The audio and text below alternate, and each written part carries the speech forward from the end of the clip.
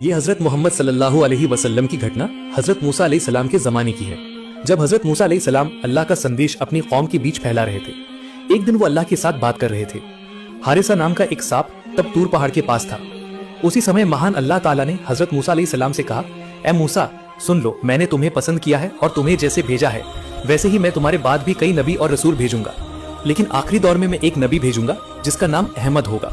तब मूसा अलैहि सलाम ने अल्लाह रब्बुल आलमीन से पूछा, या रब्बुल आलमीन, आपका वो नबी और उनके उम्मत अनुयायी कैसे होंगे? तब महान अल्लाह रब्बुल आलमीन ने फरमाया, वो दया और करुणा का स्रोत होगा। वो केवल इंसानों के लिए ही नहीं बल्कि जिन जाति और तमाम सृष्टि के लिए रहमत कृपा होगा। उसके उम्मत अमल कम करेंगे लेकिन अमल के मुकाबले में उन्हें सवाब पुण्य ज्यादा मिलेगा। वो मेरी आखिरी वाणी पवित्र कुरानुल करीम लेकर आएगा। और महान अल्लाह रब्बुल आलमीन ने यह भी कहा, जो उस नबी पर ईमान लाएगा उसे मैं मुक्ति दूंगा, जो उसे मोहब्बत करेगा उस व्यक्ति को भी मैं मुक्ति दूंगा। चुपके चुपके इस महान बातचीत को सुनकर हारिसा साहब के दिल में एक उम्मीद की किरण जागी। वो मन ही मन सोचने लगा, जिस नबी से महान अल्लाह रब्बुल आलमीन इतना प्यार करते हैं, अगर मैं उस नबी के मुख से माफी की दुआ मांग सकूं तो यकीनन महान अल्लाह रब्बुल आलमीन मुझे माफ कर सकते हैं। अगले दिन सुबह हारिसा साहब की मुलाकात मूसा अलैहि सलाम से हुई। उस हारिसा साहब ने तब हजरत मूसा अलैहि सलाम से कहा, ए मूसा अलैहि सलाम, मैं हारिसा बोल रहा हूँ, मैं एक सांप हूँ, आप पीछे मुड़कर मेहरबानी करके नीचे देखिए। तब मूसा अलैहि सलाम चलना बंद करके खड़े हो गए और उन्होंने पीछे मुड़कर नीचे देखा। तब उन्होंने पाया कि वो हारिसा साहब उन्हें बुला रहा है। तब वो हारिसा साहब धीरे आवाज में कहने लगा, या रसूल अल्लाह, ए अल्लाह के नबी, मैं आपके पास एक गुजारिश लेकर आया हूँ। मैंने सुना है कि आखिरी दौर में एक नबी आएंगे, उनका नाम अहमद होगा और वो दुनिया के आखिरी नबी होंगे। ए मूसा अलैहि सलाम, अल्लाह के नबी, मैं उनकी सोहबत हासिल करना चाहता हूँ। आप मेहरबानी करके महान अल्लाह रब्बुल आलमीन से मेरी हयात उम्र लंबी करने के लिए थोड़ी दुआ कीजिए। मैं चाहता हूँ कि मैं उस नबी के जमाने तक जिंदा रह सकूं और उनकी सोहबत हासिल कर सकूं। तब मूसा अलैहि सलाम ने सांप की कराहट सुनकर महान अल्लाह रब्बुल आलमीन से प्रार्थना की और तुरंत ही अल्लाह ने दुआ कबूल कर ली और सांप से कहा, ए हारिसा, तुम अमुक जंगल में जाओ और उस नबी के जमाने तक तुम वहीं रहोगे। तुम आज रात ही सो जाओगे, अल्लाह की रहमत से तुम उनके जमाने तक जिंदा रहोगे और सोए हुए ही रहोगे। याद रखना, जिस जमाने में तुम्हारी नींद टूटेगी वही जमाना आखिरी नबी यानी नबी अहमद का जमाना होगा। तब वो हारिसा साहब मूसा नबी के कहे अनुसार ही उस जंगल में जाकर गुफा के अंदर एक गड्ढे में सो गया। साल पर साल गुजरते गए, दौर बदलते गए, राजा बदलते गए, मूसा अलैहि सलाम का जमाना भी चला गया। उसके बाद कई नबी आए और वे भी चले गए। एक समय पर हजरत मोहम्मद सल्लल्लाहु अलैहि वसल्लम का जन्म हुआ और वो धीरे धीरे बड़े होते गए। उनके बचपन किशोर अवस्था से गुजरकर उन्होंने जवानी की उम्र में नबूवत प्राप्त की। ठीक उसी समय जंगल की गहराई में स्थित उस टीले यानी छोटी पहाड़ी के अंदर हारिसा नाम के सोए हुए सांप की नींद टूट गई। ऐसा लग रहा था जैसे किसी ने उसे जगाया हो। उसका दिल भर आया। उसके अंतर्मन में एक अजीब एहसास जाग उठा कि उनके प्यारे नबी हजरत मोहम्मद सल्लल्लाहु अलैहि वसल्लम इस दुनिया में तशरीफ आ चुके हैं। लेकिन वो नहीं जानता कि जान से प्यारे रसूल अल्लाह सल्लल्लाहु अलैहि वसल्लम कहाँ रहते हैं। उसे बस इतना पता था उनका जन्म मक्का शहर में होगा। लेकिन हारिसा साहब ने और देर नहीं की। उसने एक लंबी यात्रा का रास्ता शुरू किया। रेगिस्तान की तपती रेत को पार करके पहाड़ की ढलान पर चलता रहा वो हारिसा साहब। इसी तरह करीब 6 महीने गुजर गए। हारिसा साहब अपनी छाती के बल चलकर उस अरब यानी मक्का पहुंच गया। थका हुआ, कमजोर और दुर्बल शरीर लेकर वो एक रात मक्का की गलियों में दाखिल हुआ। वो बस इतना जानता था कि नबीजी सल्लल्लाहु अलैहि वसल्लम यहाँ कहीं हैं, लेकिन किस जगह है, किस घर में है, ये हारिसा साहब नहीं जानता था। उस रात भर नबी करीम सल्लल्लाहु अलैहि वसल्लम को ढूंढते ढूंढते आखिरकार हारिसा साहब बहुत थक गया। वो उस समय अबू जहल के घर के सामने जाकर गिर पड़ा। बिना खाए पिए सफर करते करते हारिसा साहब थक गया था, इसलिए जब वो अबू जहल के घर के सामने पहुंचा तो वो और चल नहीं पाया। तब उसने आराम करने का फैसला किया और वहीं पर वो हारिसा साहब सो गया। अगले दिन सुबह जब अबू जहल घर से बाहर निकला तो उसने देखा कि उसके घर के सामने एक सांप सोया हुआ है। उस सांप को देखकर अबू जहल को बहुत गुस्सा आया। अबू जहल ने तब सांप को खतरा मानकर उसे एक लाठी लेकर मारने की कोशिश की, लेकिन अचानक एक अजीब घटना हुई। अचानक सांप ने अबू जहल को देखकर बोलना शुरू कर दिया और वो अबू जहल को देखकर कहने लगा, ए अल्लाह के बंदे, मुझे मत मारो। मैं विश्व नबी हजरत मोहम्मद सल्लल्लाहु अलैहि वसल्लम से मिलने आया हूँ। मैं मूसा के जमाने में पैदा हुआ था और उनकी दुआ से उम्र पाकर आज भी जिंदा हूँ। मैं हजरत मोहम्मद सल्लल्लाहु अलैहि वसल्लम से मिलकर यहाँ से चला जाऊंगा। मैं तुम्हारा कोई नुकसान करने नहीं आया हूँ, कृपया तुम मेरा कोई नुकसान मत करो। सांप को बात करते देख अबू जहल को बहुत आश्चर्य हुआ, लेकिन मोहम्मद का नाम सुनकर वो गुस्से से लाल हो गया और आग बबूला होने लगा। उसने चिल्लाकर अपनी पत्नी को आवाज दी, ओ मुजालिदा, तुम कहाँ हो? देखो, मोहम्मद ने मुझे मारने के लिए एक सांप भेजा है। ये एक जादुई सांप है, ये इंसानों की तरह बात भी कर सकता है। उसकी पत्नी घर से बाहर निकली और देखा अबू जहल वाकई सच कह रहा था। सांप बात कर सकता था और मुंह से मोहम्मद नबी का नाम ले रहा था। मुजालिदा एक सच्ची औरत थी। वो भले ही इस्लाम का समर्थन न करती हो, लेकिन इस्लाम के प्रति उचित श्रद्धा रखती थी। लेकिन अबू जहल की वजह से वो मुंह से कभी श्रद्धा व्यक्त भी नहीं कर पाती थी। उस समय उन्होंने अबू जहल को सांप को मारने से मना किया, लेकिन अबू जहल ने उनकी कोई बात नहीं सुनी और गुस्से से भरकर तेज आवाज में कहने लगा, ओ जादुई सांप, तुझे जरूर मोहम्मद ने मुझे मारने के लिए भेजा है। तुझे मेरे हाथ से कोई नहीं बचा सकता। आज मैं तुझे मार ही डालूंगा। ये कहकर वो सांप के शरीर पर चोट करने लगा। तब हारिसा सांप चीखने लगा, लेकिन क्रूर अबू जहल ने उसे मुक्ति नहीं दी। लेकिन सांप ने इतना दर्द सहकर भी कोई हमला नहीं किया, उसने डंक भी नहीं मारा। वो सिर्फ विनती करके कहने लगा, ए अल्लाह के बंदे, मुझे छोड़ दो, मैं तो तुम्हारा कोई नुकसान नहीं करूंगा। मैं सिर्फ हजरत मोहम्मद सल्लल्लाहु अलैहि वसल्लम से मिलकर चला जाऊंगा। लेकिन क्रूर अबू जहल ने उसकी कोई बात नहीं सुनी। सांप को एक समय पर मारते मारते अधमरा करके एक पिंजरे में कैद कर दिया। पिंजरे में कैद रहते हुए सांप रोने लगा और महान अल्लाह रब्बुल आलमीन से दर्द भरी आवाज में पुकारने लगा। तब वो हारिसा सांप अल्लाह से कहता है, ए अल्लाह रब्बुल आलमीन, आप मुझे मौत दे दीजिए, मुझे कोई अफसोस नहीं है, लेकिन मरने से पहले एक बार तो मैं आपके हबीब प्रियतम से मिलना चाहता हूँ। रात के समय अबू जहल के घर में दीपक बुझने को था। मुजालिदा ने कांपती आवाज में अबू जहल से तब कहा, ए उमर इब्ने हिशाम, अबू जहल का असली नाम, आप इस सांप का क्या करना चाहते हैं? इसने तो आपका कोई नुकसान नहीं किया। आपने इसे इतना मारा, फिर भी तो ये आप पर कोई हमला करने नहीं आया। आप इसे छोड़ भी तो सकते थे। मुजालिदा की ये बात सुनकर क्रूर अबू जहल बहुत नाराज हो गया। उसने तुरंत उसके गाल पर एक थप्पड़ मारा और तब मुजालिदा से कहा, पागल हो गई हो तुम? इसने मोहम्मद का नाम लिया है। जरूर मोहम्मद ने इसे जादू करके भेजा है, इसलिए सांप होकर ये बात कर सकता है। और मैं इसे कभी नहीं छोड़ूंगा, मैं इसका बदला जरूर लूंगा। इसी तरह बहस करते करते वे एक समय पर सो गए। लेकिन मुजालिदा का दिल काफी नरम था, उनके मन में बहुत दया थी। वो बर्दाश्त नहीं कर सकी। गहरी रात में वो घर से बाहर निकली उस सांप को आजाद करने की उम्मीद में। वो एक समय पर सांप के पिंजरे के पास गईं। दूसरी ओर मुजालिदा के घर से बाहर निकलने के तुरंत बाद क्रूर अबू जहल की नींद खुल गई। अबू जहल ने अपने पास मुजालिदा को ना देखकर एक समय पर सोचा, जरूर वो उस सांप को छोड़ने गई है। इसलिए अबू जहल ने देर ना करते हुए घर से बाहर निकल गया। मुजालिदा जैसे ही उस सांप के पास उसे आजाद करने के लिए गईं, तभी मुजालिदा ने देखा अबू जहल घर से बाहर निकल रहा है। मुजालिदा अबू जहल को देखकर डर गईं। वो उस समय ठिठक कर खड़ी रही। अबू जहल ने आकर उनसे पूछा, ए मुजालिदा, तुम यहाँ क्यों आई हो? तब मुजालिदा ने कांपती आवाज में कहना शुरू किया, ए उमर इब्ने हिशाम, मैंने घर से इस सांप के स्थान बदलने की कुछ आवाजें, शब्द सुने। मैंने सोचा मोहम्मद इस सांप को ले जा रहा है, इसलिए इसे देखने के लिए मैं बाहर आई हूँ। मोहम्मद की इतनी हिम्मत कैसे होती है कि वो आपके हाथ से सांप ले जाए? इस तरह झूठी बात कहकर मुजालिदा ने अबू जहल को घर के अंदर भेज दिया और वो भी खुद घर चली गई। अगर मुजालिदा अबू जहल को ये बात ना कहती तो शायद क्रूर अबू जहल उन्हें यातना देता। इसी तरह करीब 3 दिन तक उस सांप को कैद करके उस क्रूर अबू जहल ने यातना दी।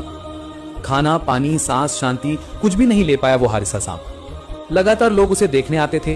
कौन है वो सांप जो इंसानों की तरह बात करता है? लेकिन फिर भी क्रूर अबू जहल की वजह से उनका भी दिल कांप उठता था।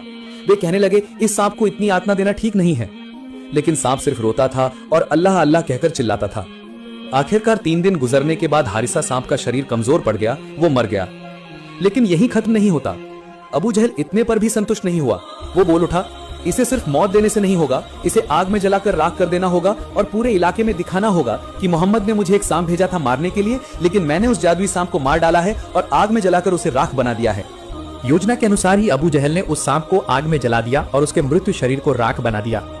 सांप को जलता देखकर अबू जहल हंसने लगा और कहने लगा, सब देखें मोहम्मद का जासूस कैसे आग में जल रहा है, कैसे जलकर राख हो रहा है। आखिरकार जब वो सांप जलकर राख हो गया तो अबू जहल ने उस राख को ढक्कन वाले एक पीतल के बर्तन में रख लिया। अब शुरू हो गया झूठ के अहंकार वाला वो खेल। अबू जहल उस राख भरे बर्तन को लेकर पूरे मक्का की गलियों में घूमने लगा और लोगों को इकट्ठा करके कहने लगा, ऐ लोगों देखो, मोहम्मद ने मुझे मारने के लिए एक जादूगर सांप भेजा था। वो इंसानों की तरह बात कर सकता था। वो मुझे मारने आया था और मुझ पर हमला किया था, लेकिन वो मुझे मार नहीं सका, मेरा कोई नुकसान भी नहीं कर सका। उल्टा मैंने उसे मारकर आग में जलाकर राख बना दिया है। इस मामले में मोहम्मद भी मेरा कोई नुकसान नहीं कर सका। लोग हैरान आंखों से अबू जहल की ओर देखते रहे।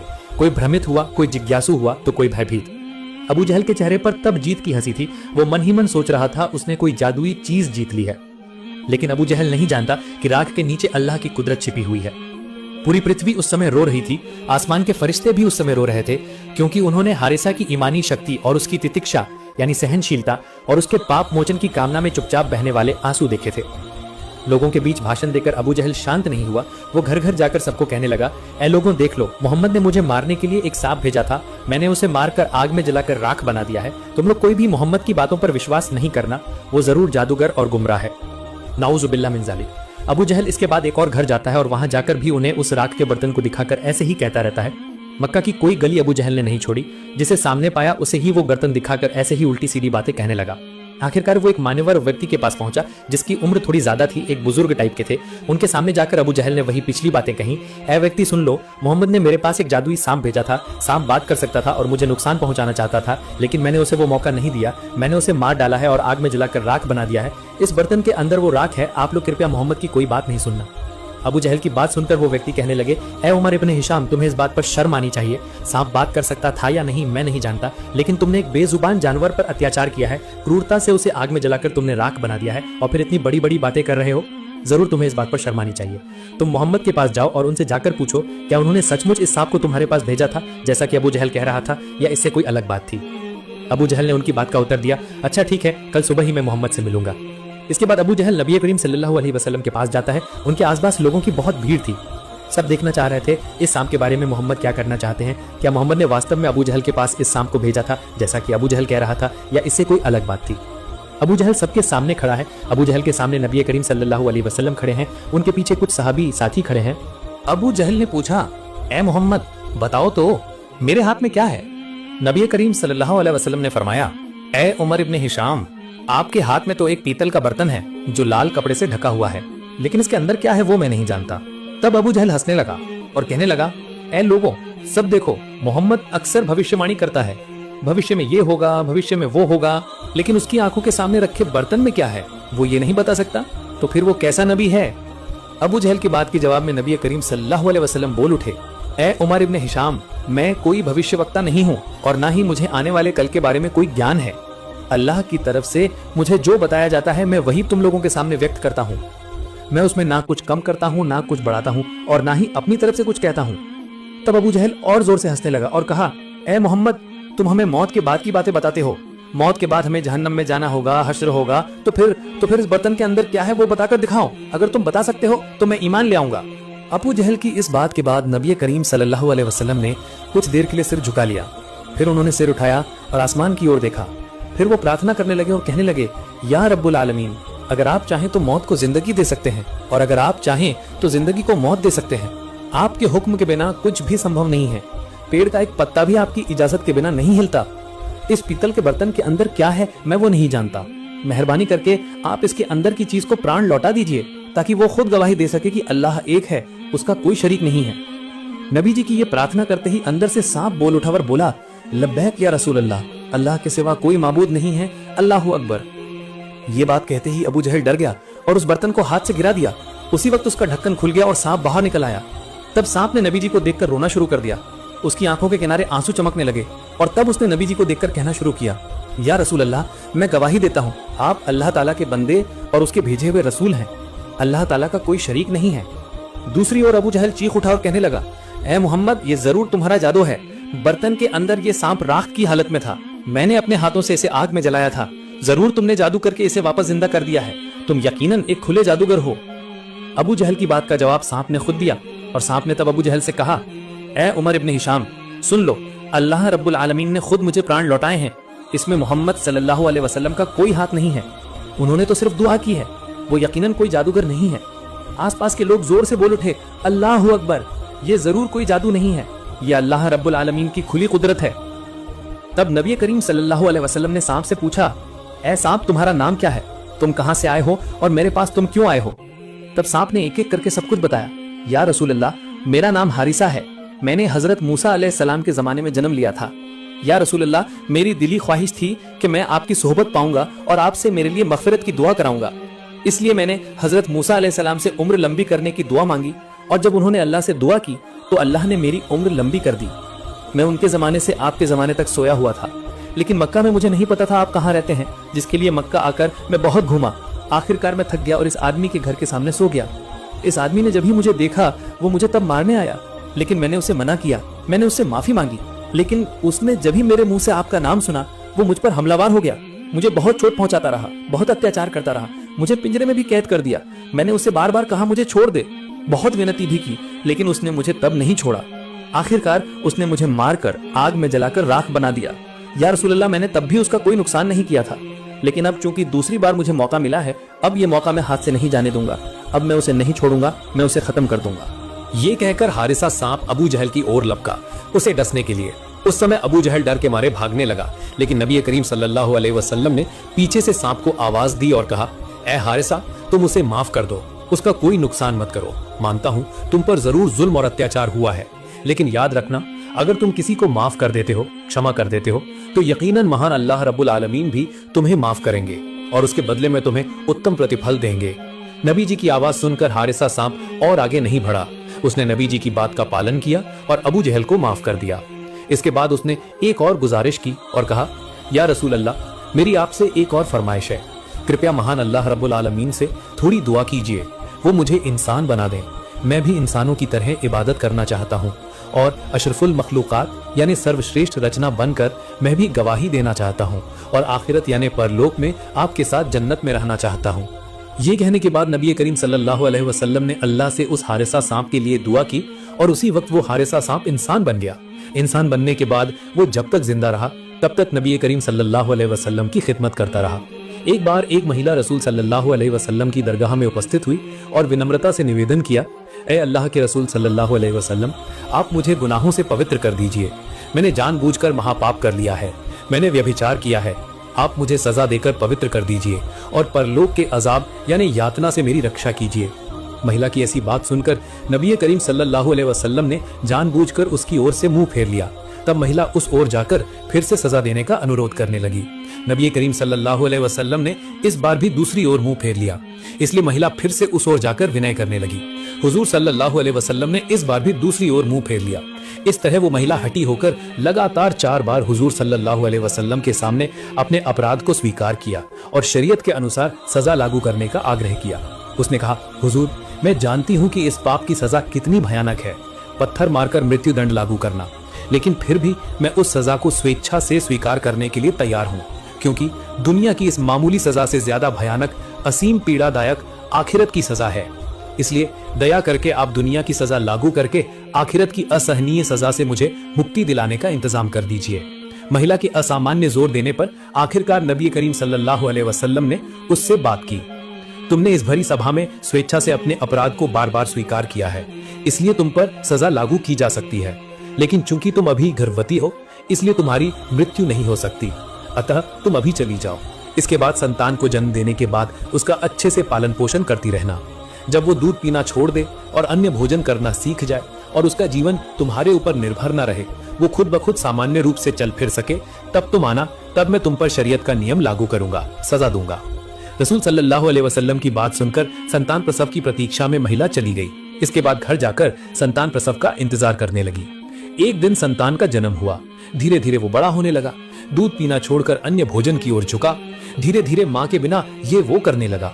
तब तक उसके सभी प्रकार के भाव राग यानी जज्बात चले जाने चाहिए थे। होश में आकर सामान्य जीवन के प्रति रुचि पैदा होनी चाहिए थी, जीवन के प्रति ममता पैदा होनी चाहिए थी, लेकिन नहीं, आखिरत के डर से तब भी उसके फैसले में कोई बदलाव नहीं था। 2.5 साल बाद वो फिर से नबी करीम सल्लल्लाहु अलैहि वसल्लम की दरगाह में आकर उपस्थित हुई।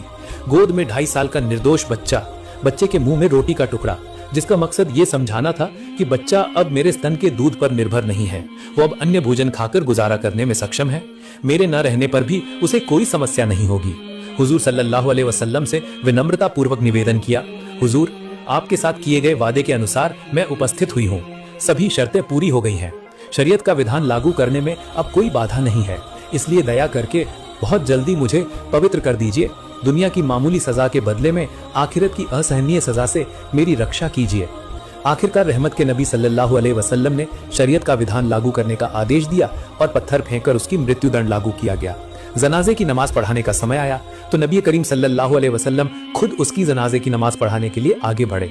तब हजरत उमर रदी अल्लाह ताला अन्हो ने पूछा, ए अल्लाह के रसूल सल्लल्लाहु अलैहि वसल्लम, इस महिला ने तो अवैध काम किया था, फिर भी आप खुद उसकी जनाजे की नमाज पढ़ाने जा रहे हैं, क्या कारण है?